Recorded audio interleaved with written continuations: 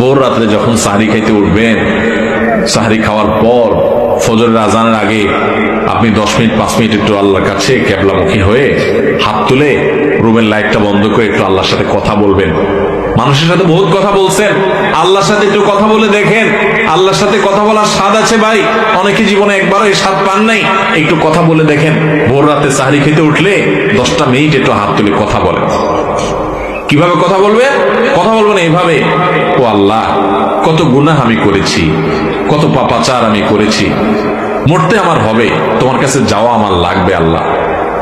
শয়তানের প্ররোচনা করেছি, এই রমজান মাস তুমি কত মানুষকে মাফ করে দাও। নবী করিম সাল্লাল্লাহু আলাইহি ওয়াসাল্লাম বলেছেন, ওয়ালিল্লাহি মুতাকাউ মিনান নার ওয়া যালিকা ফি কুল্লি লাইলা। রমজানের প্রত্যেক রাতে আল্লাহ তাআলা অনেক মানুষকে সাধারণ ক্ষমা ঘোষণা করে দেন, যে যাও অমুক অমুক অমুক অমুক যাও, তোমাদেরকে মাফ করে দেওয়া হলো, জাহান্নাম থেকে মুক্ত ঘোষণা করে দেওয়া হলো। আল্লাহ কত মানুষকে আপনি সাধারণ ক্ষমা করে দিবেন।